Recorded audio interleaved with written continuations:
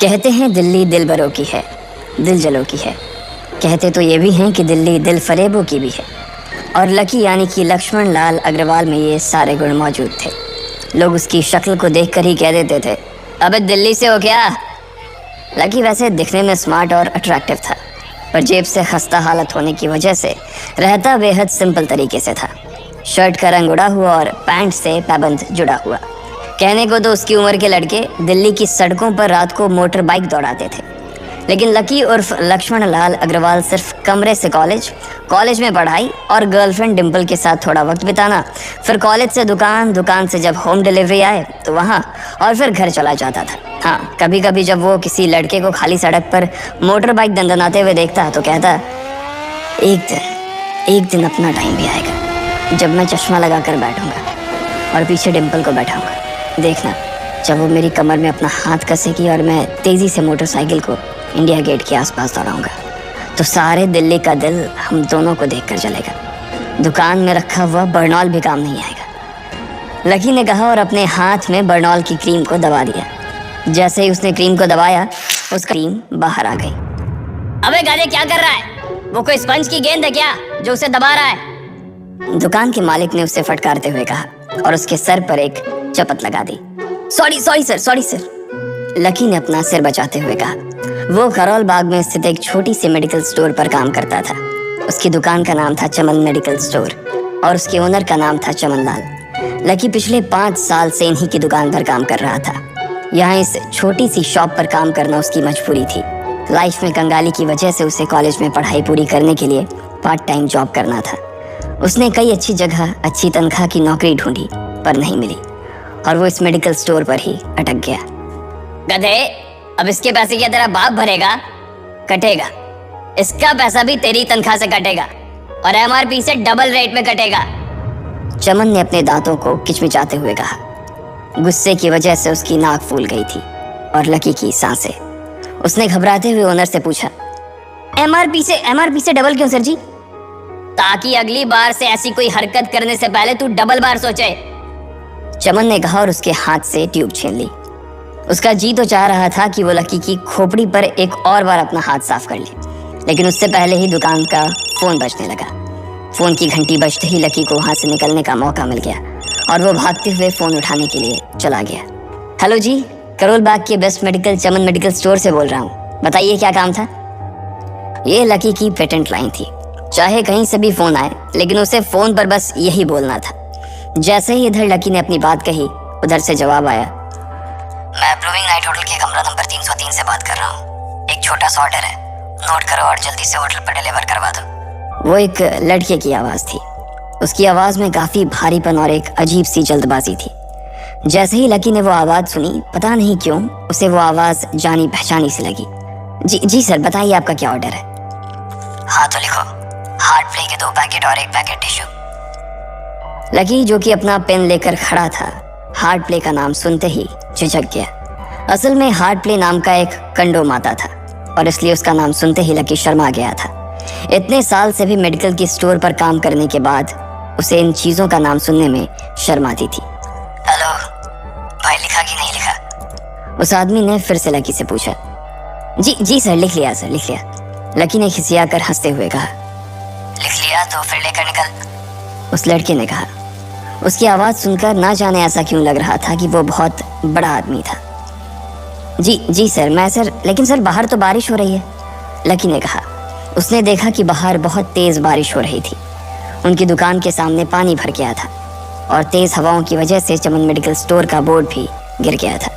Lucky को लग रहा था कि वो इतनी तेज़ बारिश में अभी एकदम से तो नहीं निकल पाएगा, तो उसने उस लड़के को समझाते हुए कहा, सर मैं ऑर्डर तो ले आऊँगा पर थोड़ा टाइम लग जाएगा, बारिश थोड़ी थम जाए। अब इससे पहले कि वो कुछ आगे बोल पाता, फ़ोन पर लड़का बोल पड़ा। तुम्हारे मालिक को बताइए कि तुम मल्होत्रा जी के लड़के को मना कर रहे हो। आप बताए बारिश हो रही है, इसलिए सारा सामान अच्छे से थैली में पैक करके लाना और लेट नहीं होना चाहिए, समझे? उस लड़के ने कहा और इससे पहले कि लकी आगे कुछ कह पाता, उसने फ़ोन काट दिया। उधर से लकी के दुकान का ओनर उसे घूर कर देखा जा रहा था। लकी के हाथ में पेन और पेपर देखकर ही वो समझ गया था कि उसके पास कोई ऑर्डर आया था। आज वैसे भी इतनी बरसात होने की वजह से सुबह से इक्का दुक्का ग्राहक ही दुकान पर आए थे। ऐसे में उसकी दुकान का मालिक एक भी ऑर्डर को छोड़ना नहीं चाहता था। वो लकी को देख रहा था और लकी बारिश की ओर देख रहा था। बारिश का बहाना नहीं चलेगा, जाना पड़ेगा, चमन लाल ने कहा। मैं बहाना नहीं कर रहा सर, थोड़ी बारिश धीमी हो जाए तो मैं चला जाऊंगा। अभी आप खुद ही देखिए कितनी तेज बारिश है। वो पता नहीं कोई मिस्टर मल्होत्रा का कोई बेटा कुछ ज्यादा ही जल्दी में था, मैं साइकिल से तो पहुंच नहीं पाऊंगा इतनी जल्दी। लकी ने उनकी ओर देखते हुए कहा। क्या कहा? मिस्टर मल्होत्रा जी का बेटा? तू मेरी दुकान बंद करवाएगा क्या? अभी क्या भी निकल उनका ऑर्डर लेके, वो हमारे बहुत पुराने कस्टमर है, चमन ने कहा। पर लकी ने कहा ही था कि चमन बोला। पर कुछ नहीं, तू मेरी मोटरसाइकिल ले जा, उसने गुस्से में कहा। अरे सर जी, 200 के ऑर्डर में मुश्किल से 40 रुपए बचेंगे, इससे 3 गुने का तो पेट्रोल ही लग जाएगा, और अगर गाड़ी रास्ते में बंद हो गई तो अलग से खर्चा, लकी ने समझाते हुए कहा। वो जानता था कि उसका मालिक इन सब बातों पर ध्यान नहीं देने वाला। चमन लाल बोला। कोई बात नहीं, तू जा, चाहे जो हो जाए ग्राहक नाराज नहीं होना चाहिए, और वैसे भी वो मल्होत्रा जी का बेटा है। चमन लाल ने मोटरसाइकिल की चाबी लकी की ओर उछालते हुए कहा। लकी ने चाबी ली। उसे देखकर उसके अंदर मिक्स फीलिंग आ गई। एक तो वो बहुत खुश हुआ कि बड़े दिनों बाद बाइक चलाने को मिलेगी, पर वहीं दूसरी तरफ दुखी इसलिए हुआ कि बाइक मिली भी तो ऐसी तेज बारिश में, अगर खराब हो गई तो इसकी चपत भी उसके सिर पर ही पड़ेगी। वो मुंह लटकाकर रेनकोट और हेलमेट पहनते हुए वहां से निकल गया। बाहर आकर बाइक को देखा तो लकी ने मन में सोचा, चलो ठीक है, जो होगा देखा जाएगा, कम से कम बाइक तो चलाने को मिल रही है। दरअसल लकी इतने साल काम करने के बाद भी अपने लिए एक मोटरसाइकिल नहीं ले पाया था। लकी की तनख्वाह ही इतनी भर थी कि सिर्फ उसके कमरे का किराया, उसकी साइकिल में डालने वाली हवा का खर्च, बिजली पानी का बिल और डिम्पल के साथ महीने में 1-2 बार बाहर खाने का खर्चा ही निकल पाता था। उसे डिम्पल की कही बात अक्सर याद आती थी। लकी, अगर अगले 2 महीने में तूने बाइक नहीं खरीदी ना तो मैं तेरे से ब्रेकअप कर लूंगी, देखना। असल में डिम्पल को लकी के साथ बाइक पर घूमने की बड़ी तमन्ना थी। लकी की इस उजाड़ जिंदगी में एक वही तो थी जिसके लिए जिंदा रहने को उसका जी चाहता था। जब भी वो उससे बाइक की बात करती तो लकी डिम्पल की इस बात को हंस कर टाल देता था। वो अपने मन में इस बात को अच्छे से जानता था कि डिम्पल उससे बहुत प्यार करती थी और वो उससे कभी छोड़ कर नहीं जा सकती थी। वो दोनों एक दूसरे में ऐसे घुले मिले थे जैसे बादल बरसात में घुल जाती है। लकी को डिम्पल बहुत पसंद थी और वो उसके लिए दुनिया जहाँ की खुशियाँ खरीद कर ला देना चाहता था। वो चाहता था कि एक दिन वो डिम्पल को प्लेन में बैठाए, लेकिन उसके ये सब ख्वाब इस कम तनख्वाह की नौकरी की वजह से कभी पूरे नहीं होने वाले थे। पर आज उसके पास एक मौका था। वो डिम्पल को अपने साथ इस बारिश में राजपथ घुमाना चाहता था। वो उसे दिल्ली दिखाना चाहता था। चमन लाल को देने के लिए उसने पहले से ही बहाना सोच रखा था। बस जल्दी से वो ये डिलीवरी देकर सीधे डिम्पल के पास ही जाने वाला था। उसने होटल ब्लूमिंग नाइट के बाहर मोटर बाइक पार्क की और सीधे होटल के अंदर चला गया।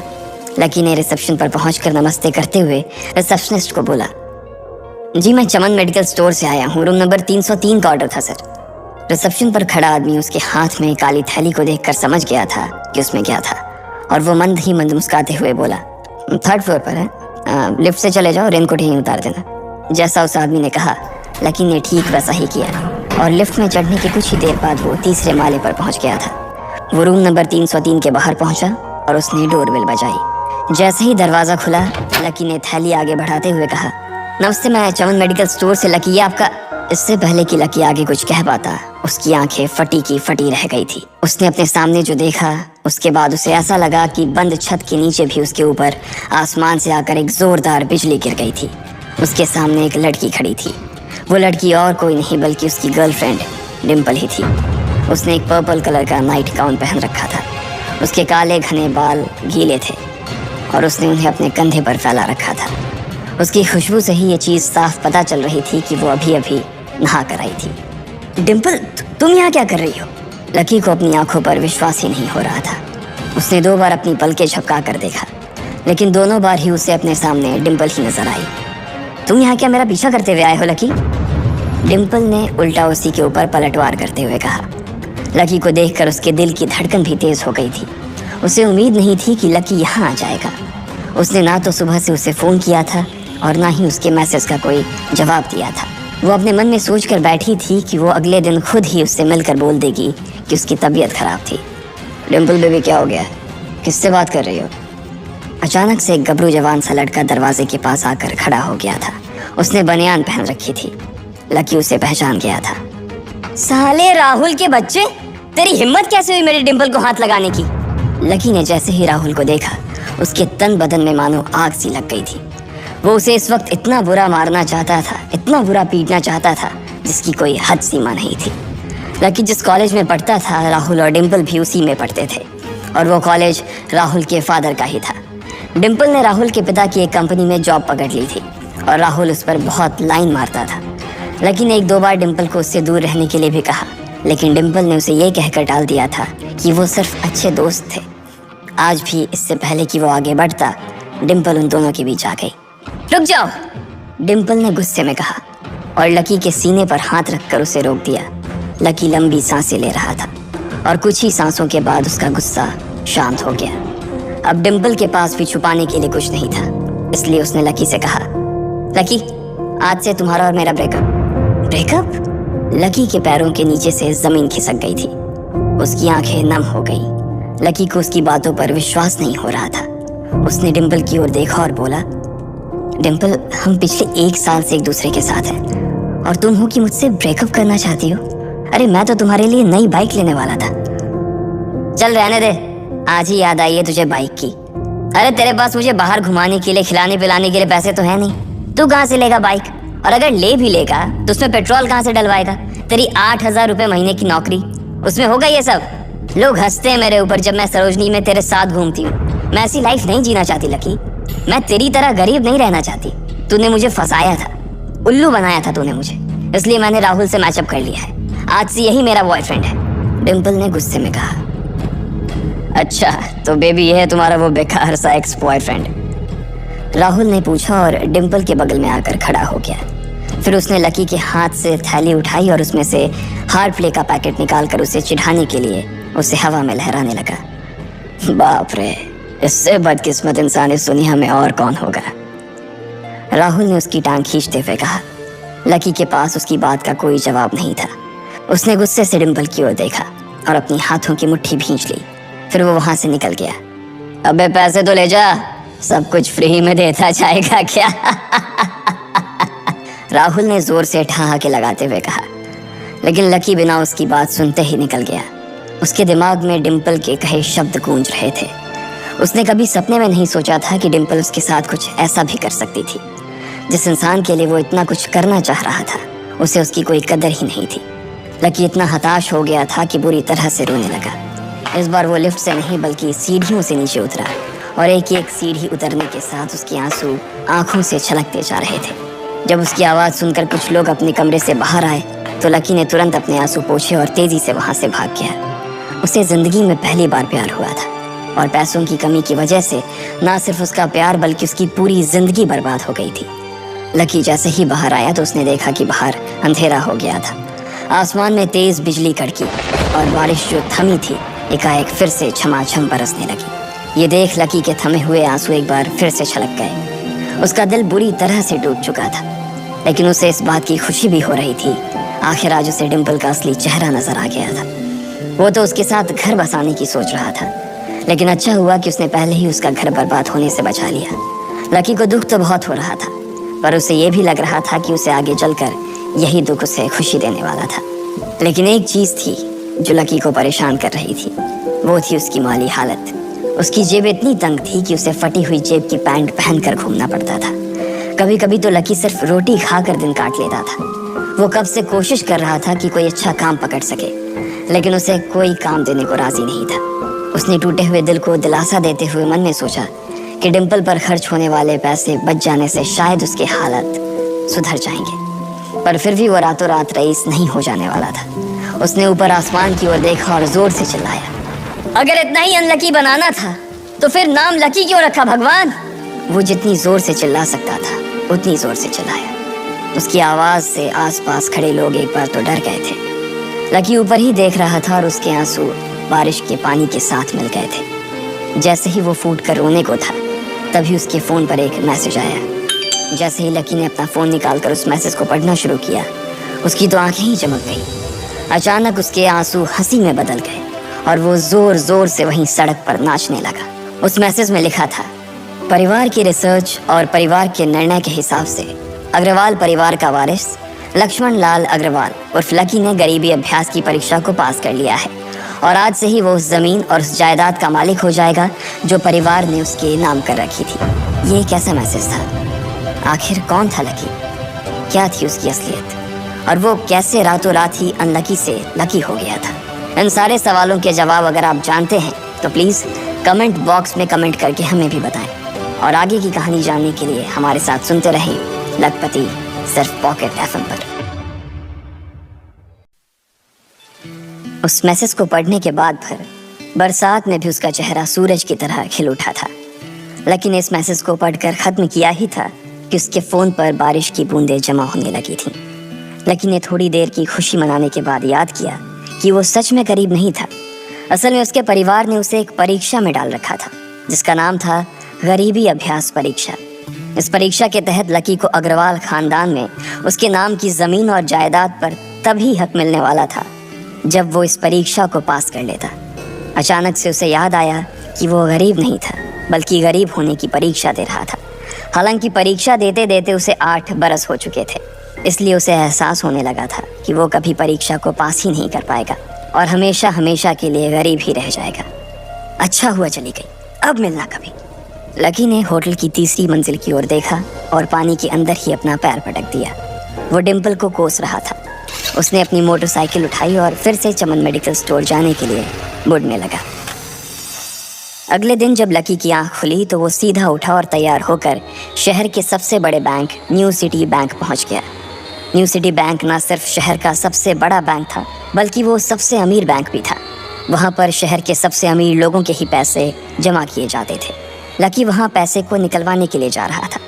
New city bank south Delhi में बसा हुआ था और उसके दरवाजे के बाहर महंगी से महंगी गाड़ी खड़ी थी। भाई अब इसमें से कौन सी नई गाड़ी लेगा?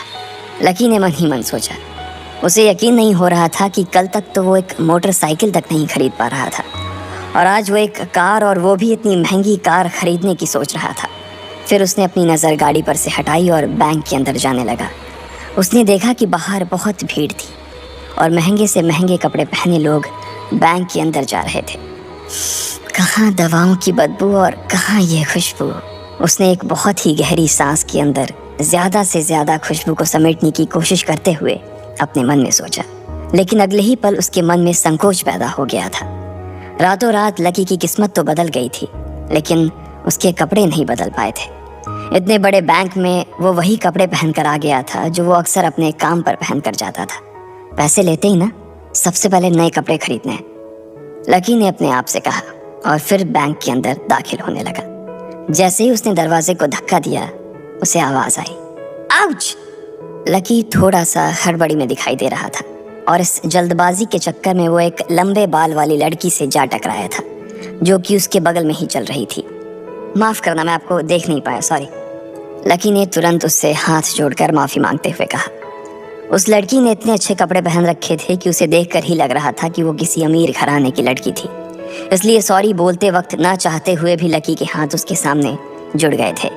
लेकिन जब उस लड़की ने लकी के कपड़े और उसके हुलिये को देखा तो उसने अपनी नाक भौं सिकोड़ ली। वो लगभग हर रोज इस बैंक में आया और जाया करती थी, लेकिन उसने आज तक इस बैंक के अंदर लकी जैसे फटीचर आदमी को घुसते हुए नहीं देखा था। उसके बालों में से आंवले के तेल की गंध आ रही थी। उसने गुस्से भरी नजरों से लकी की ओर देखा और बोली, क्यों नहीं देख पाए? मैं क्या ट्रांसपेरेंट हूँ?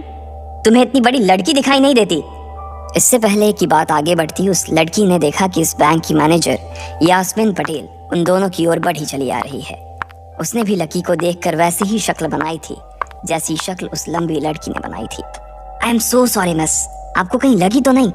यास्मीन ने उस लड़की से पूछा और फिर घिन्न भरी नजरों से लकी की ओर देखने लगी। लकी तमतमाती आंखों से उन दोनों को देखा जा रहा था। वो जानता था कि उसने इतनी जोर से भी दरवाजा नहीं खोला कि उसे चोट लग जाए, लेकिन असल में उसे यह मालूम नहीं था कि वो लोग उसे नहीं बल्कि उसके कपड़े को देख रहे थे। यास्मीन ने लकी को ऊपर से नीचे तक देखा और ना जाने उसके मन में क्यों शक पैदा हो गया। क्या आप मुझे बता सकते हैं कि आप यहाँ पर किस काम से आए हैं? यास्मीन ने बड़ी मुश्किल से अपने चेहरे पर एक मुस्कान लाते हुए कहा। वो उसका हुलिया देखकर ही समझ गई थी कि वो यहाँ का कस्टमर तो नहीं था। लकी ने अपने आप को संभाला और कहा, हाँ वो मैं अपना पैसा निकलवाने के लिए आया था। पैसे निकलवाने के लिए आए हो? यास्मीन ने लकी की बात को ही दोहराते हुए कहा। वैसे तो वो लकी की बात पर जोर से हंसना चाहती थी, लेकिन उसने अपने आप को थोड़ा सा काबू में कर लिया था। लकी की बात सुनकर उसे लग रहा था कि वो कोई पागल था जो यहाँ जबरदस्ती घुसा चला आ रहा था। हाँ तो क्या आपके पास कार्ड है? यास्मीन ने उससे आगे पूछा। न्यू सिटी बैंक का कार्ड हासिल करना एक बहुत ही मुश्किल भरा काम था। अगर किसी को भी उस बैंक का कार्ड लेना था तो सबसे पहले उस आदमी को अपने खाते में कम से कम 5 लाख रुपए जमा करवा कर रखने पड़ते थे, तब जाकर उसे कहीं कार्ड मिलता था। लेकिन लकी तो पहली बार ही यहाँ आ रहा था, इसलिए उसके पास कार्ड होने की कोई संभावना ही नहीं थी। लकी जब यास्मीन के सवाल का जवाब नहीं दे पाया तो यास्मीन ने फिर उससे पूछा, मैं पूछ रही हूँ कि आपके पास कार्ड है? वो समझ गई थी कि लकी पागल ही था, जो कहीं से भागकर सीधा उनके बैंक में आ गया था। कार्ड नहीं मेरे पास, लकी ने उसके सवाल का जवाब दिया और वो फिर इधर उधर देखने लगा। जैसे ही उस लंबे बालों वाली लड़की ने लकी का जवाब सुना तो वो खिलखिलाकर हंस पड़ी। यास्मीन को तो सिर्फ लग रहा था कि वो पागल है, लेकिन वो लड़की तो अपने मन में मान चुकी थी कि यह लड़का कोई पागल ही है जो कहीं झोपड़ पट्टी से यहाँ आ गया है। इससे पहले कि आगे कोई कुछ कह पाता, उस लंबे बालों वाली लड़की के पिता वहां आ गए और बोले, चलो बेटी। उनके हाथों में कुछ कागजात थे। लकी ने देखा कि उन्होंने महंगा सा सूट पहन रखा था। उस लड़की ने यास्मीन के दोनों हाथों को पकड़ा और बोली, यास्मीन देखो, अगर इस तरह के सड़क छाप लोग तुम्हारे बैंक में ऐसे ही घुसते चले आए ना और बाकी कस्टमर्स को परेशान करने लगे तो तुम्हारे बैंक की इमेज और उसके शेयर्स दोनों को काफी नुकसान होगा। एक मैनेजर होने के नाते तुम्हें इन सब चीजों का ध्यान रखना चाहिए। मुझे उम्मीद है कि आगे मेरे साथ ऐसा कुछ नहीं होगा, उस लड़की ने कहा और अपने पिता के साथ बैंक के बाहर चली गई। अपना ध्यान रखना कोयल मैडम, मैनेजर ने उसकी गाड़ी तक छोड़ने के लिए आते हुए कहा। आज तो वो बाल बच गई थी। कोयल और उसके पिता इस बैंक के सबसे पुराने और सबसे वफादार कस्टमर्स थे। अगर आज यास्मीन उन्हें नाराज कर देती और वो उसके बैंक से अपना खाता बंद करवा देते तो शायद यास्मीन की नौकरी तक जा सकती थी। और यह सब हो रहा था उस पागल लकी की वजह से। इसे जल्द से जल्द यहाँ से भगाना पड़ेगा, यास्मीन ने अपने आप से कहा और फिर बैंक के अंदर आने लगी। यास्मीन उसे अपने बैंक से बाहर निकालने के तरीके के बारे में सोच रही थी, मगर जैसे ही वो बैंक में दाखिल हुई उसने देखा कि लकी वहां था ही नहीं। अरे अब ये कहाँ चला गया, उसने अपने आप से पूछा। वो इधर उधर देखने लगी, लेकिन लकी वहां भी नहीं था। यास्मीन को अच्छे से पता था कि वो उसके सामने तो बाहर नहीं निकला था, इसका मतलब था कि वो बैंक के अंदर ही था, लेकिन यास्मीन उसे ढूंढ नहीं पा रही थी। कुछ देर तक बैंक के सारे कोनों को देख लेने के बाद यास्मीन को लगा कि शायद लकी यहाँ बहुत ही असहज महसूस कर रहा होगा, और जब वो कोयल को दरवाजे पर छोड़ने के लिए आई तब उसके पीछे पीछे वो भी निकल गया होगा। चलो जान बची, यास्मीन ने अपने आप से कहा और अपने केबिन में आकर बैठ गई। जैसे ही उसने आज के दिन की पहली फाइल उठाई थी उसे किसी एक की झलक दिखी। ये कोई और नहीं बल्कि लकी ही था। अरे ये कहाँ छिपा हुआ था, यास्मीन ने अपने आप से ही कहा और तुरंत फाइल को टेबल पर रखकर वो ऑफिस के बाहर आ गई। उसने देखा कि लकी बैंक के वीआईपी लॉन्ज के बाहर खड़ा था और उसके खंबे की आड़ की वजह से वो यास्मीन की नज़र से बाहर हो गया था। अब यास्मीन को तो वो मिल गया था, लेकिन उसके लिए उससे भी बड़ी एक और मुसीबत खड़ी हो गई थी। लकी जिस कमरे के बाहर अभी खड़ा था उस कमरे के अंदर शहर के सभी रईस लोगों का उठना बैठना था। बैंक के सिलसिले में या फिर किसी दूसरे काम के सिलसिले में वो सभी लोग यहीं आकर बात किया करते थे। उस कमरे के अंदर जो लोग बैठे थे उन सबके करोड़ों रुपए इस बैंक के खाते में जमा थे। अब अगर ऐसे में लकी वहां घुस जाता तो सब लोग मिलकर यास्मीन की गर्दन पर चढ़ जाते। रुको, जहां हो वहीं खड़े रहो, यास्मीन जोर से और साथ ही गुस्से से चिल्लाई। बाकी के लोग जो वहां खड़े थे वो यास्मीन की ये चीख सुनकर डर गए थे। कुछ लोगों को उसकी इतनी जोर से आवाज करने की वजह से गुस्सा भी आ गया था और यास्मीन सबसे मुस्कुराते हुए माफी मांगकर आगे बढ़ती जा रही थी। वो लकी को किसी भी तरह से उस कमरे में जाने से रोकना चाहती थी, लेकिन उससे पहले ही वो उस कमरे के अंदर दाखिल हो चुका था। अरे यार, ये आदमी है या गधा, यास्मीन ने अपना ही सिर पीटते हुए कहा और वो भी उस कमरे के दरवाजे की ओर बढ़ने लगी। उसने उस कमरे का दरवाजा खोलने की कोशिश की, लेकिन वो अंदर से लॉक हो गया था। बाप रे, ये कैसा आदमी है, बिना परमिशन के अंदर घुसा तो घुसा, लेकिन दरवाजा भी अंदर से बंद कर लिया। अब यास्मीन की सांसें फूलती जा रही थी, उसे बहुत डर लग रहा था। उसका जी यह सोचकर घबराए जा रहा था कि ना जाने अंदर लकी और उस रिलेशन मैनेजर के बीच क्या हो रहा होगा। इधर जैसे ही लकी कमरे में दाखिल हुआ, वहाँ का कस्टमर रिलेशन मैनेजर जो कि सोफे पर फैला हुआ था, वो उसे देखते ही अचानक सीधा बैठ गया। हेलो सर, कैसे हैं आप? उसके मुंह से बिना लकी को देखते हुए ये शब्द निकले। उसे याद था कि इस कमरे में कुछ खास लोग ही आते थे, और जो भी आते थे यास्मीन उनके आने की खबर उसे पहले ही दे देती थी। लेकिन इस वक्त जो आदमी उसके सामने खड़ा था, उसे देखते ही वो अपनी जगह पर जम गया था। ना तो वो कहीं से भी वीआईपी लग रहा था और ना ही वो उसका कोई रिश्तेदार था। कौन हो भाई तुम? क्या चाहिए तुम्हें? उस मैनेजर ने 20 साल के जवान लड़के को देखते हुए कहा। मैं यहाँ अपना पैसा लेने आया हूँ। लकी ने सीधे मुद्दे की बात को मैनेजर के सामने रखते हुए कहा। तुम्हारे पास हमारा सुप्रीम कार्ड है? मैनेजर ने उसे ऊपर से नीचे तक देखा और पूछा। नहीं नहीं, मेरे पास कोई कार्ड नहीं है, लकी ने कहा। तो फिर हम तुम्हें कोई पैसा नहीं दे सकते। चलो अभी दरवाज़ा खोलो और सीधा बाहर निकलो, मैनेजर ने कहा और सोफे पर से उठ गया। नहीं, मैं अपना पैसा लिए बिना नहीं जाऊंगा यहाँ से, लकी भी जिद पर अड़ गया। अरे बोला ना, बिना कार्ड वाले को पैसा नहीं मिलता है, और वो भी पैसा होगा तब तो मिलेगा ना, मैनेजर ने उसके करीब आते हुए कहा। अरे पैसा है तभी तो निकालने आया हूँ सर, लकी ने कहा। देख, फालतू की बहस मत कर सुबह सुबह, वरना मैं सिक्योरिटी को बुला लूंगा तो वो लोग मार मार कर बाहर निकालेंगे तुझे। लकी यह सुनकर घबरा गया था। मैनेजर के चेहरे का गुस्सा उसे साफ नजर आ रहा था, लेकिन ऐसा भी नहीं था कि वो झूठ बोल रहा था। भले ही उसके पास कार्ड नहीं था, लेकिन इसका मतलब ये नहीं था कि वो अग्रवाल खानदान का लड़का नहीं था। जैसे जैसे मैनेजर उसकी ओर बढ़ता चला जा रहा था, लकी का डर भी बढ़ता जा रहा था। मैनेजर को लग रहा था कि वो कोई संकी था और वो उसे धक्का मारकर बाहर निकालने के लिए आगे बढ़ ही रहा था कि अचानक घबराए हुए लकी के दिमाग में एक आइडिया आया। फिंगरप्रिंट! उसने अपना अंगूठा कमरे में मौजूद उस मैनेजर के सामने उठाते हुए कहा। फिंगरप्रिंट? कौन सा फिंगरप्रिंट? मैनेजर ने चौंकते हुए पूछा। अरे अरे आपने कहा ना कि आपको कार्ड चाहिए, पर मेरे पास कार्ड नहीं है, फिंगरप्रिंट है, और मुझे मालूम है कि आपके यहाँ फिंगरप्रिंट से भी पैसे निकलते हैं। ये कहते ही लकी ने एक राहत की सांस ली थी, लेकिन मैनेजर को यह समझ नहीं आ रहा था कि आखिर लकी को फिंगरप्रिंट की जानकारी मिली कैसे। तुम फिंगरप्रिंट यूज करना चाहते हो? मैनेजर ने लकी को घूरते हुए पूछा। लकी की शक्ल और उसका हुलिया मैनेजर के लिए उसकी बातों से मेल नहीं खा रहा था। हाँ, मैं फिंगरप्रिंट यूज करना चाहता हूँ सर, लकी ने सीना चौड़ा करते हुए कहा। उसे इस तरह देख तो मैनेजर और भी कंफ्यूज हो गया था। मैनेजर ने सोचा कि उसे एक चांस देना चाहिए, इसलिए उसने लकी को फिंगरप्रिंट इस्तेमाल करने की इजाज़त दे दी थी। वो अपनी टेबल के पास गया और उसके दराज में फिंगरप्रिंट वाली मशीन ढूंढने लगा। 2-3 ड्रॉर में झांकने के बाद आखिरकार उसे वो मशीन मिल गई थी। चुपचाप यहाँ पर अपना अंगूठा लगाओ, मैनेजर ने मशीन को आगे बढ़ाते हुए लकी से कहा। लकी ने अपनी फटी हुई पैंट के पिछले हिस्से में अपना अंगूठा पोंछा और फिर उस मशीन पर लगा दिया। 2 सेकंड बाद मशीन में से एक आवाज़ आने लगी। उसके अंदर एक लाल बत्ती चल रही थी और वो जोर जोर से बीप कर रही थी। देखा, तुम्हारा फिंगरप्रिंट मैच नहीं कर रहा है, मैंने पहले ही बोला था कि कोई खाता नहीं है इस बैंक में तुम्हारा। मैनेजर ने लकी को ऐसे देखा जैसे वो कोई बड़ा अपराधी था। मैनेजर उसकी पैंट की ओर देखने लगा। उसे लग रहा था कि लकी ने अपनी जेब में कोई हथियार छुपा रखा था और वो मैनेजर को बेवकूफ़ बना रहा था। इससे पहले कि लकी अपनी जेब से कोई बंदूक या बम निकालता, मैनेजर ने अपना फ़ोन निकाला और पुलिस का नंबर लगाने लगा। लकी ने उसकी स्क्रीन पर देख लिया था कि वो 100 नंबर पर फ़ोन लगा रहा था। लकी बुरी तरह से घबरा गया था।